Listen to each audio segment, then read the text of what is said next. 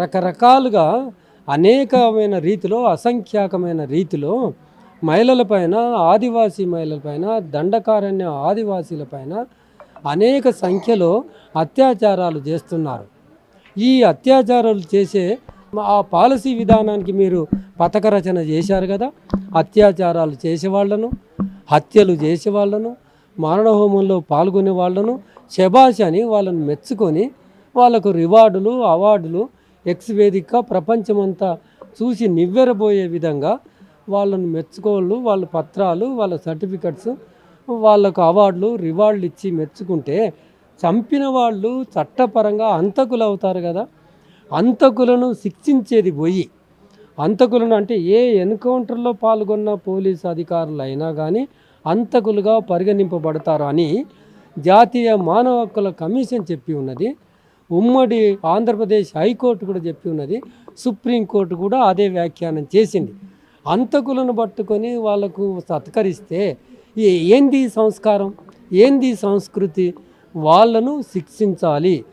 ఆ ఎన్కౌంటర్లో పాల్గొంటున్న పోలీసు అధికారులపైన 302 సెక్షన్ కింద ప్రాసిక్యూట్ చేయాల్సిందే.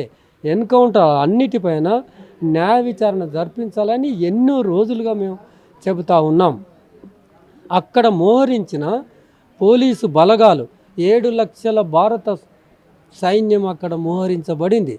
అసలు వాళ్ళ పేర్లే సరిహద్దు బలగాలు, భారత సరిహద్దు బలగాలు, ఇండో టిబెటన్ ఫోర్స్. అది ఇండియా టిబెట్ మధ్యలో ఉండే ఫోర్సు.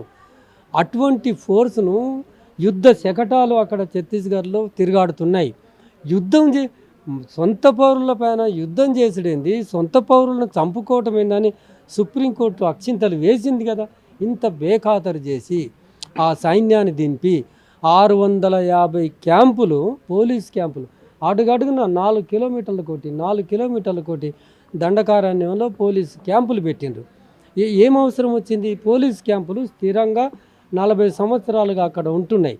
మరి పెసా చట్టం ఏమైంది? 170 చట్టం ఏమైంది? ఆదివాసీలకు ప్రత్యేక రక్షణ చట్టాలు ఇవన్నీ ఉన్నాయి కదా. వాటిని అపహాస్యం చేసి నీవు పర్మనెంట్గా ఆవాసాలను అక్కడ ఏర్పాటు చేసి క్యాంపులను ఏర్పాటు చేస్తాను అంటే పెసా చట్టం ప్రకారంగా ఆదివాసీల గ్రామ సభ తీర్మానం ఉండాలి. 650 పోలీస్ క్యాంపులు వేశారు కదా. ఆ ఒక్క పోలీస్ క్యాంపు వేయచ్చు అని ఎక్కడ గ్రామసభ తీర్మానం ఉందో చెప్పండి. అంటే ఖచ్చితంగా బీజేపీ ప్రభుత్వం ఖచ్చితంగా కూలిపోతుంది. ఎందుకు కూలిపోతుంది అంటే తాను తయారు చేసిన చట్టాలను తానే గౌరవించటం లేదు కనుక, పెసా చట్టాన్ని తానే గౌరవించటం లేదు కనుక 12 కోట్ల ఆదివాసీలు ఇవాళ వాళ్ళ గుండెలు అవిసిపోతున్నాయి. 12 కోట్ల మంది ఆదివాసీలు ఇవాళ ఆ చట్టాలను, ప్రత్యేక రక్షణ చట్టాలను అమలు పరుస్తలేరు అని ఆగ్రహంగా ఉన్నారు. వాళ్ళకి ఏం సమాధానం చెప్తారు? వాళ్ళ ప్రియతమ నాయకులైన హిడ్మా లాంటి, నంబాల కేశవరావు లాంటి వాళ్ళు, గాజర్ల రవి లాంటి వీళ్ళను చంపేస్తే వాళ్ళ ఎవరి పక్షాన అయితే వీళ్ళు పోరాడుతున్నారో 80 కోట్ల మంది పక్షాన, పేదల పక్షాన వాళ్ళు పోరాటం చేస్తున్నారు. ఈ 80 కోట్ల మంది గుండెలు కకావికలం అయిపోతున్నాయి. మీరు చూడాల్సింది ఏంటంటే గొప్పగా 80 కోట్ల మందికి బియ్యం ఉచితంగా సప్లై చేస్తున్నామని చెప్పుకోవటం కాదు. 80 కోట్ల మంది ప్రజానాయకుడు హిడ్మా, 80 కోట్ల మంది ప్రజా సేవకుడు నంబాల కేశవరావు.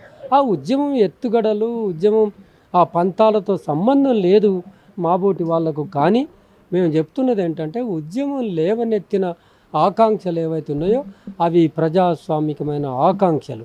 ఆ ఆకాంక్షల కోసం పోరాడుతున్నారు. ఆ ఆకాంక్షలను ఒక పాలసీ విధానాన్ని రూపొందించుకోవటం, వాటిని తీసుకోవాల్సిందిగా ప్రభుత్వానికి మేము చెబుతాము.